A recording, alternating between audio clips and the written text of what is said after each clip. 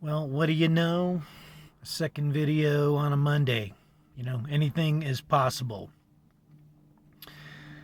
That brings up an interesting question that I was kind of meditating on, but it's when does God step in?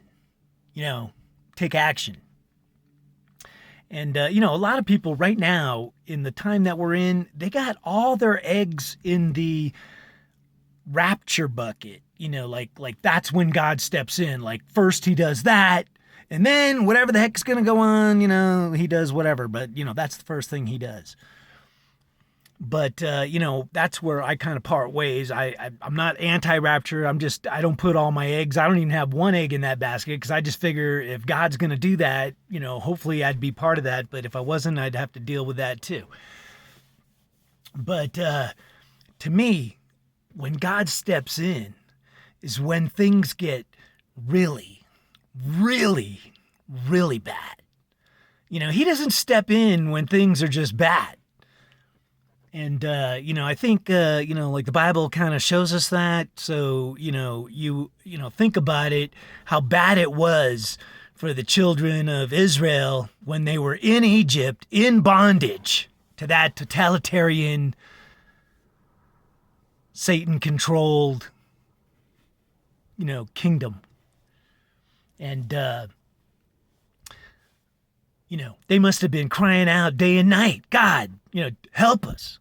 So, we got May 26th coming up, and everybody is saying, oh, it's super special, and it may well be so. And a lot of people are saying, oh, they're already packed their bags and, figure they got their ticket purchased to the rapture plane. But, I would tell you, I feel more like, God doesn't step in until you go over the cliff. He doesn't stop you from going over the cliff. It's after you go over the cliff. That's how bad it gets, because it's bad enough that you're heading over a cliff, but God will step in. Like that's when he'll catch you, is when you actually go over the cliff. And, that's why Satan, when he was tempting Jesus in the desert, he said, hey, man, if you're the son of God, throw yourself off a cliff because surely God will save you. But, Jesus said, hey, man, you don't tempt God that way. But, what I would tell you is, maybe a rapture happens, on Wednesday, but I just feel deep down, as bad as things are, they're not as bad as they need to be for God to step in. We haven't gone over the cliff, but I do believe that America, under the leadership of Joe Biden and the nefarious axis of evil of, principalities in high places, the high-tech monopoly, pharmaceutical, mass media, education, they're all in on it, the military. But, under Joe Biden's leadership, we're all heading over a cliff. But we have to go over that cliff for, God to, kick in. But in the meantime, God comes to us and works through us, man. And, miracles unfold right in front of our very eyes. But a lot of people, don't have the eyes to even see that.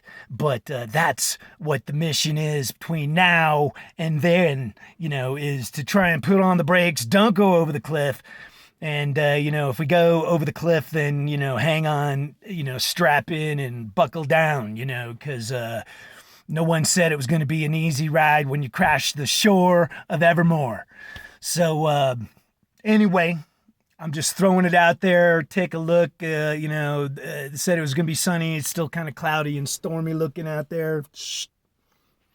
The calm before the storm. The sun was unleashing all sorts of CMEs and probably will unleash who knows what.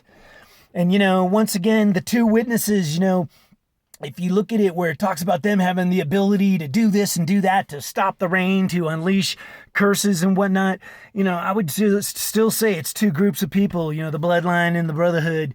But, some of that stuff could be very spiritual in nature and not so much literal, like, stopping the rain. Yeah, it could be an actual drought, but it could be stopping the flow of, the truth, or, I'm just saying there's spiritual aspects of everything and plagues and whatnot. So, that's the spirit to us and through us, man. Being God's tool, being worthy and being an overcomer and, unleashing the glory before God unleashes it. All right. Much love.